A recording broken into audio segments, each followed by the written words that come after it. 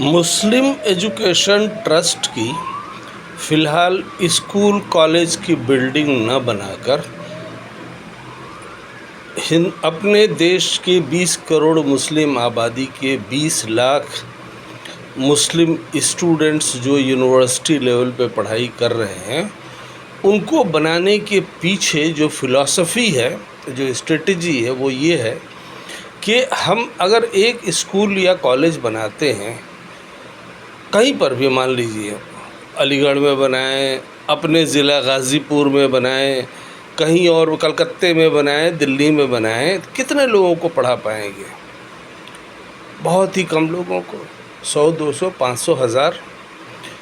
और उन बच्चों को उनके पैर पर खड़ा करने में कम से कम 15 से 18 साल लग जाएंगे, जबकि वो कोई प्रोफेशनल कोर्स करके निकलेंगे। और लिमिटेड लोगों तक ये बात और ये फैसिलिटी पहुंच पाएगी।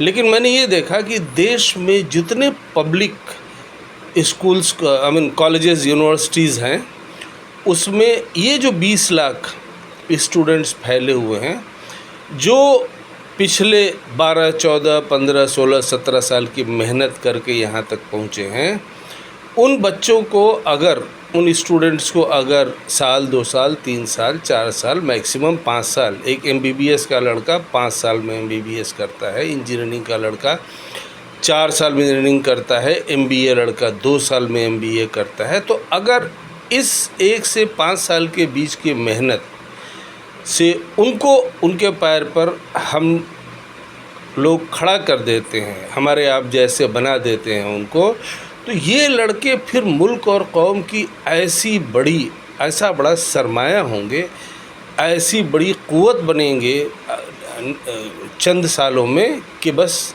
उसका अंदाज़ा ही किया जा सकता है।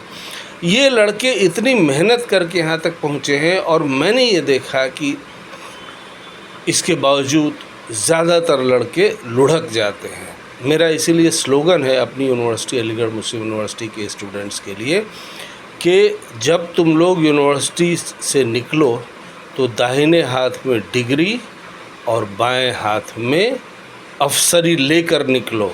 अफसरी मीन्स एंटरप्रेन्योरशिप भी, प्रोफेशन भी। जैसे हम निकले थे, ये अल्लाह की मेहरबानी थी, अपनी तारीफ़ की बात नहीं है, लेकिन अल्लाह की मेहरबानी थी कि हम अलीगढ़ में 1972 में BA ऑनर्स में गए, 2 साल BA किया क्योंकि यूपी से इंटरमीडिएट करके गए थे। उसके बाद 3 साल LLB किया, LLB में गोल्ड मेडल हासिल किया, BA में भी क्लास में फर्स्ट आते रहे। और जिस साल LLB फाइनल का इम्तहान दिया, उसी साल हमने IPS का भी फॉर्म भरा, 20 साल की उम्र थी। और जिस साल UPSC में जब हमारा लॉ का फाइनल एग्ज़ाम था, फाइनल ईयर का फाइनल डे एग्ज़ाम था,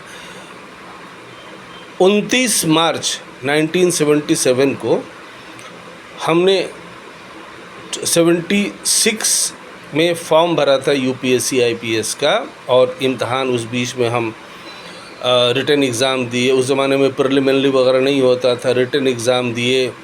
और उसके बाद में रिज़ल्ट आया, अब जनवरी या फरवरी में रिज़ल्ट आया, फरवरी में ही हमारा इंटरव्यू हुआ UPSC का, और इस बीच में हम लॉ का भी इम्तहान देते रहे। और 29 मार्च को जब हमने लॉ का अपना फाइनल पेपर दिया और चैन और आराम की, रेस्ट की नींद सोए, 30 मार्च 1977 को, यानी नेक्स्ट डे ही हमारा IPS में सिलेक्शन का रिज़ल्ट आ गया।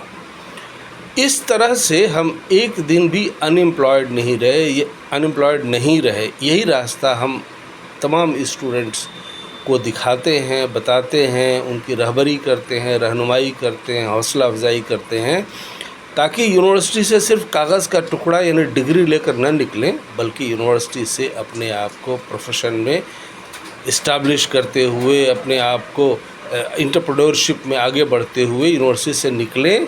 यूनिवर्सिटी की चारदीवारी से बाहर निकलकर फिर नौकरी तलाश करना मुश्किल होता है, ये हम सब का तजुर्बा है।